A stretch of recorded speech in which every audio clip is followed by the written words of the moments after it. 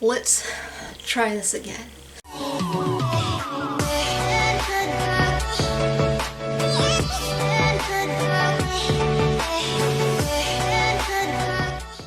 Hey everyone, it's your favorite Yu-Gi-Oh! Basement dweller, Meo here, and it is finally dark o'clock, and you know what that means. It is time for a Yu-Gi-Oh!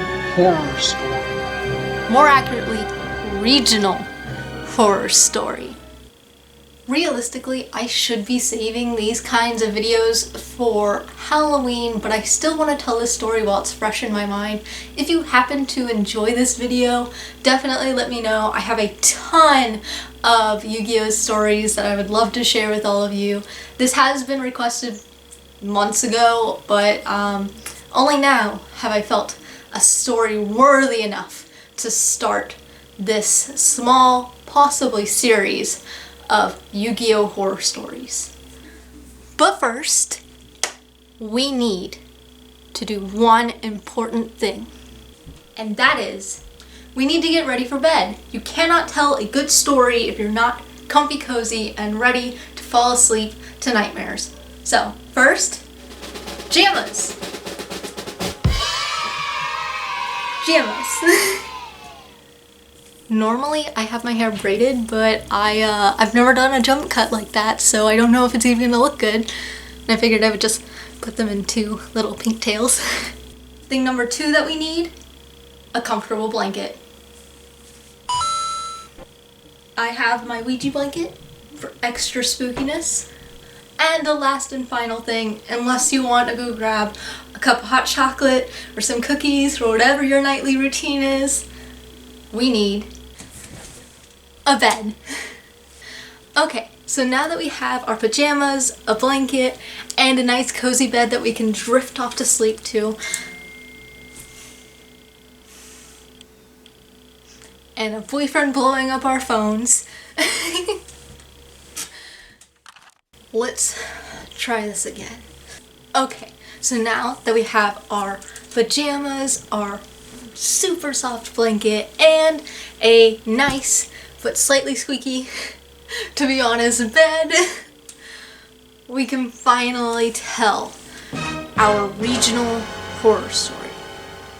Also, sorry the lights are kind of like, I have this kind of neat but also kind of annoying like whole light display thing here, but it is so violently bright and all I can do is possibly turn them towards the wall and I still look majorly washed out, so we're just gonna deal with it.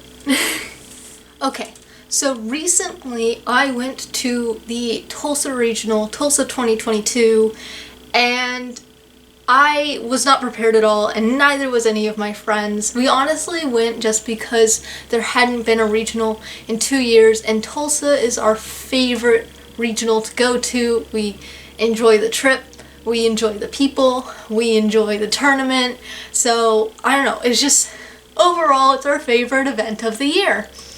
And we hadn't had one in 2 years. To be fair, there were reasons, but we decided to go anyways. If you don't keep up with me on Instagram, you do not know that we had finished up the end of our lease and had to move out, and we were struggling to find a place to move into, but we had to get all of our stuff packed and we had to get it all moved out. We ended up not being able to find a place in time, so currently he's staying with his family and I'm staying with mine, hence the basement. I am officially the ultimate gamer. All of our decks are completely packed away, and I really wanted to play Burning Abyss, but I just couldn't find it, and you know what? That happens sometimes. He decided to play Invoked Mech Knight, my boyfriend did, and I told him that if he was going to play Mech Knights he should go with Pure, but you know, he's Invoked 101, he has to represent. So he decided to play Invoked Mech Knight. Hasn't played that in a good like year and a half or so, and I honestly kind of forgot what our other two friends were playing. Now, Every single regional experience we've ever had has had something go majorly wrong. But this year takes the cake. We started off with what I thought was a strong trip, but to be honest, it was a little more chaotic at the start. We got into the car, we drove down to our friend's place to pick up our 2 other friends, and little did I know, one of our friends had actually not wanted to go to the regional at all, but the other friend kind of convinced him to go, so he already was kind of not excited about the trip at all, but he still kind of seemed more positive, and he was cracking a bunch of jokes. And so we thought, everything's cool, we're gonna go to this thing. We got a bunch of quarters because you need to pay the toll booths to go to Oklahoma. They are the most annoying part of Oklahoma, along with the actual roads themselves. So we take our usual really weird back road, and the trip is fine. We're making conversation, we're laughing, cracking jokes. So this seems like a normal trip. Like, once upon a time, the beautiful princess awoke, but then something really bad happens. And when we arrived, that's when the stuff really started going downhill. We had gone to the regional a good few times before. I even vlogged the first one we ever went to. Something you need to know about the trip itself up there was that I was already a little annoyed because I wanted to do the best vlog I'd ever done before. I had ideas for transitions, ways to edit it, and my boyfriend was the only one playing at the event, and so I figured his was really the only story worth capturing. I kind of expected to go and not talk to anyone and just kind of be lonely. Turns out my trip was pretty awesome. And I should have vlogged it, but I tried to vlog for him, and he wasn't really interested in getting any new footage at all. It was more of just, let's just do the basic rundown of stuff. It was so boring. I worked really hard to make the vlog interesting. If you want to see it, it's up on his page. I'll have his channel linked down below. It's Invoked 101. So anyways, I'm trying to get some random B-roll footage of the trip up there and trying to make it seem like a little vibey, a little unique, something to kind of fill in the vlog. And when we arrived, there was the world's longest line ever. And for most people who live in bigger cities or bigger towns or have events in like more Yugioh populated areas, this is normal. But I had never, ever seen such a huge line to go to the Tulsa Regional, because normally everyone's kind of scattered absolutely everywhere, and they all sign, like, you got people filling out their last minute deck profiles, you got some people that are trying to figure out the registry slips, and you got other people just vibing for a bit, and eventually a small line will kind of form because those people want to get in a little early or others will want to get in a little late. But this time everyone was in line.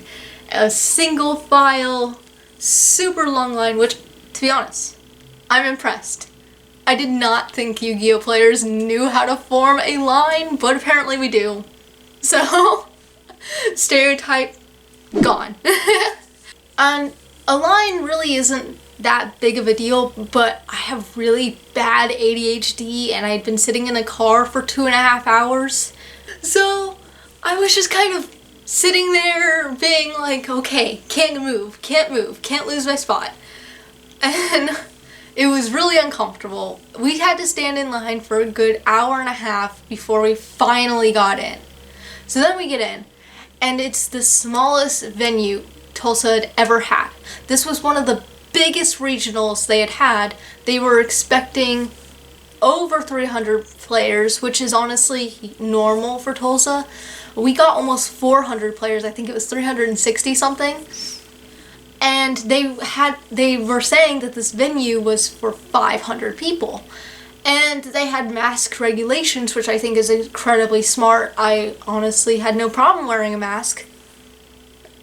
But they had the smallest room I had ever seen them have before. There was everyone that was sitting, they were there was nowhere to stand. There was nowhere to properly like breathe or you know, relax. I mean, there was the bathroom area, but outside of that, everyone was like smushed in like a can of tuna or sardines or whatever, and it was really uncomfortable. And I got lost a few times because everyone is so much taller than me. And everyone looks the same when they're all in one giant blobby crowd. So I did have a little bit of anxiety there, but honestly, my friends were all hyped. I saw some people that came from even farther away from us that I already knew. It was great to be able to see them again and say hi, and so I got kind of more excited. I was like, whatever. Anxiety, gone. So here we are at the venue. Things are about to start. And as I said before, none of us had played Yu-Gi-Oh! In a good year or so. Our locals has been shut down for forever. So none of us have practiced our decks. None of us really know what the format's about. And so they all made a deal to X3 drop. I did have a good time at the regional itself. I got to meet some wonderful people. I even got to, I got recognized, which was, it was so awkward because we're sitting down and we're doing this like dead silent trade, and the guy I'm trading with, he kind of goes awkwardly like, well, he's just kind of looking through my binder, and I know there's literally nothing in there because I haven't updated it in a year and it's just garbage and I'm super embarrassed about it. And he goes, I know you. And I was like, he's like, so I kind of know you. And I was like, oh, have we met before? I knew I had never seen him before, but I was just hoping that maybe we had met before. And he's like, no, Angel of Alchemy, right? And and the first thing I said was, oh, that. I'm sorry. I apologized for my channel. So it was great to be able to talk to somebody who recognized me. There was somebody else that said that they recognized me at the event, but they were too shy to say hi. So if you're watching this, hi, sorry we didn't get to meet. I know you wanted a hug. You can totally come up to me if you ever see me again at another event. Just tap me on the shoulder, let me know. I feel bad because he called out to me a few times. I thought I heard somebody say my name, but honestly, with 360 plus people packed into a room, it was so hard to tell if somebody was actually saying my name or just shouting random nonsense, so I'm sorry. But yeah, I actually had a great time. I got to meet people. I am sad that I didn't get to get the contact information or like Instagrams or whatever of some of the people that I was able to meet, because as I mentioned before, X3 drop was the rule. And my boyfriend, who had made it to round 5, finally X3 dropped after the other 2 friends had already dropped a game or so beforehand. And he came over to me, and the friend who didn't want to be there looks miserably exhausted. The other friend had been up for over 2 days, no sleep at all. To be fair, I don't know, he just kind of never sleeps anyways, so he's used to, you know, not sleeping. And then there's my partner who's like super hungry because neither him nor I had eaten that day because he left the snacks in the car. We also are like extremely hungry. We haven't eaten since ever because we didn't eat this morning. And then because somebody left the snacks in the car. I did. So he came up to me while I was talking to somebody and was like, let's go. And he kept kind of pushing me to try to like leave in the middle of my conversation, so that was kind of annoying. But I understood everyone was hungry and tired, and the person I was talking to was generous enough to just give me his Instagram and be like, that's fine, I understand, you know. And then we went on our merry way. A lot of our local friends had mentioned that they were going to the Cheesecake Factory, and I had never been before, so we decided to go. and the Cheesecake Factory just happened to be next to a mall. So we go in, they say it's gonna be like an hour or so wait, but we're all starving. The tournament started, I forgot to mention this, the tournament started like 2 hours late. So it was already like 3 o'clock or so by the time that we were going to eat something, and they didn't take a single lunch break, which they're supposed to do. So we all decided that we were gonna actually go over to the mall and eat there and maybe check it out a bit. So we go to the mall. There was this taco place. They messed up our order really badly, and my boyfriend was super hangry, so he got like a little overly annoyed about it, but I offered to buy him a meal somewhere else, so luckily that got resolved kind of fast. Then the option came up, check out the mall or leave. And I wanted to see the mall really, really badly. It was huge, it had a lot of really cool stuff in it. They even had a merry-go-round, which was pretty neat, but our friend that didn't even want to be there, and honestly he was really, really, really tired, so we decided to go home. And this is when things took a turn for the worst. The whole trip up, our car had kind of, at random moments, especially when we turned to the left, had kind of gone thump, thump, thump, thump. But like it wasn't actually like a thump sound, but it was kind of like jumping, and we thought maybe it was just misfiring or something, and it had been doing that for a good while, and I kept saying something was wrong, but nobody really listens to me when I say something's wrong with the car. I don't know why, it always ends up being something wrong with the car. That's not the point. Point is, we went to leave. Our car started smoking, so we tried to go to pull over and the power steering goes out. And so luckily we're able to get back into the mall parking lot, we're able to get into a parking space, nothing was on fire, everyone was safe, and I was super duper happy about that. But our car was just done. Our friend, who's a mechanic, who's also the one that was honestly really tired and just wanted to go home, checked out our car for us and mentioned that our power steering hose is just done, and that there was something that, like a pulley system that just kind of was locked up or something. We ended up finding out the harmonic balance on it was messed up. We got it fixed after we came home, which was good, and now the car is okay. It kind of idles funny, so we're gonna get that checked up. But anyways, here we are, 2.5 hours away from home. 2.5 hours. That's almost 3 whole hours away from home. We're hungry, because even though we ate, we were still hungry. We'd only eaten like tiny mall food for the entire day. So we were hungry, we were exhausted, and we were 3 hours away from home. And there was only one thing we could do. Call our parents.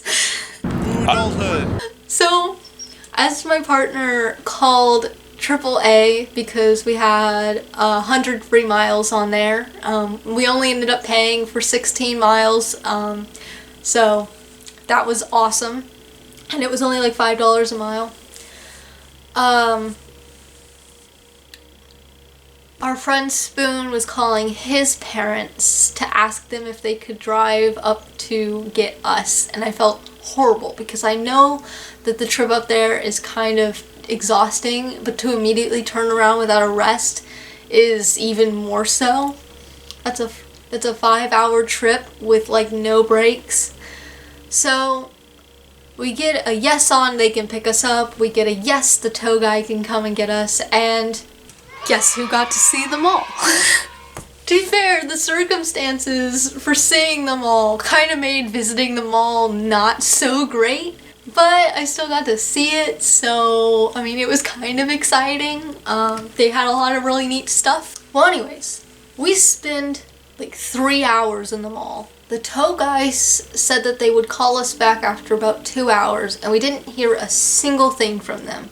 The mall is closing. So we leave in the middle of the night, in the middle of a parking lot. We don't know anyone around. What we ended up doing is we called them back. They said, oh yeah, we'll get somebody to call you soon. Luckily, somebody did, and they said that they were actually already going towards our state anyways. So that was awesome.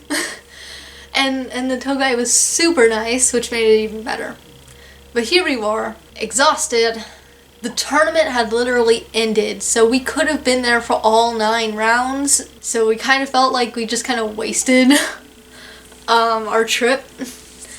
And we had nowhere really to go except for back to the Cheesecake Factory.